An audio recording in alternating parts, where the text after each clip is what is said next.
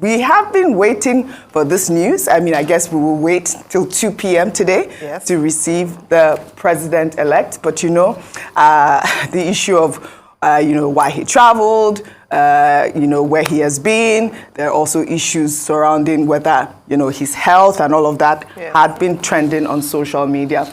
I'll take some reactions with this story from the APC. This is from Otitiokoro.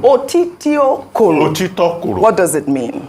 Truth is bitter. Oh, I love it. Well, all right. Well, he says, I wish the president-elect long life in good health.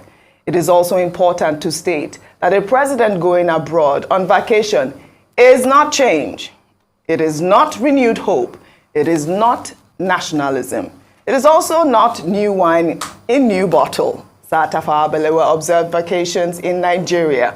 Well, another Twitter user there says, what happened to a vacation at Yankari Game Reserve, Obudu Mountain Resort, that beach resort in Lekki, Abraka Turf, in my state, Delta State, Ibom Golf Resort, Ikogosi, Olumo, Oguta Lake, and so on. He could have spent his 3 weeks vacation in any of those places. Why travel abroad? I wanted to take this tweet because I also just wanted to highlight the beautiful places that we have in Nigeria where you can go on vacation. But like Dr. Bati said, there is freedom of movement. Anyone is allowed to go wherever they want. And, the president-elect chose France, and that's where he chose to go. Ayo. All right, thank you so much for showing that tweet. That was what was on my mind. Yeah. Thank you for highlighting some of the great places in terms of tourism. Nice. And I'm trying to remember which states exactly, but I know the president-elect did mention on one of his campaign tours that he was going to improve tourism. So he might have been the perfect picture of an ambassador if he had chosen one of these sites to spend his 3-week vacation. But maybe there's something about the French air that would give him clarity of thought because there's a lot of work ahead of him. Really? He's coming back to answering. Did you say French air? Yeah. That I haven't heard. Because, there's something obviously clearly abroad that makes them think, because they keep going there for meetings. So it's something there gives freer thought. I don't know, maybe. But like you mentioned, barring unforeseen circumstance, don't forget that. That was something you mentioned. We will see the president-elect today, and we're excited about that because he did tell us he was going to France and Saudi Arabia. We didn't see pictures from there, but that's as an aside.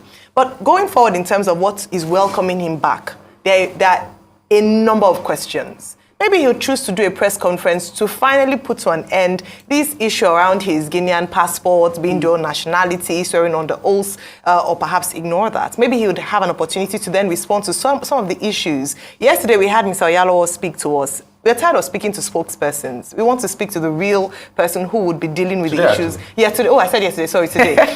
and so we want to speak to the man. We want to hear from him because later on, as Dr. Bati mentioned earlier on, he can say that it was his surrogates that were making promises, that he didn't say it by himself. So he's not aware of some of the promises they were making. So it'd be great for us to actually engage him, speak to him. We're excited. Let's hit the road, the road running. There's a lot of work for him that he has to deal with. Absolutely. Rufai, your comment on the story. We can't wait to have the president-elect back. In fact, I know a lot of his followers will bring out the drums and be singing Kabo, Shida, Ludi, Atin Retire. And it's on them to sing that, and congratulations to them. And we wish him a lot of wellness. We want him to succeed.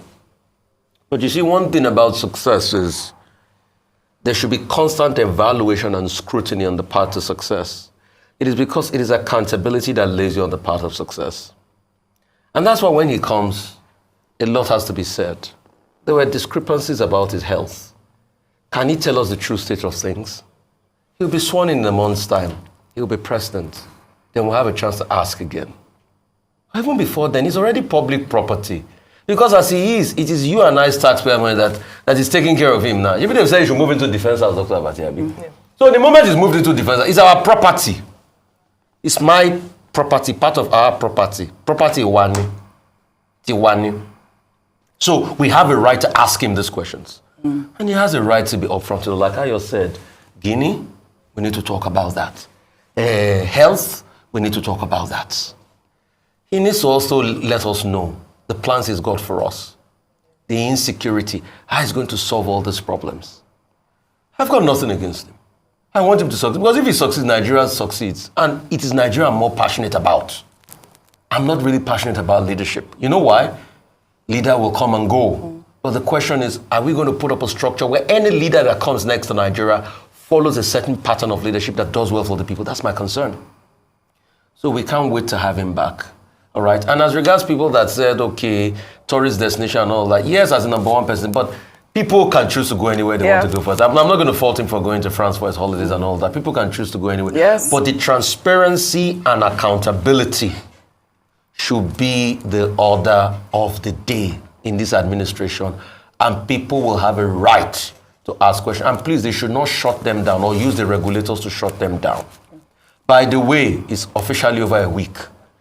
MBC has not said anything about NTA carrying a coup acceptance speech in Adamawa.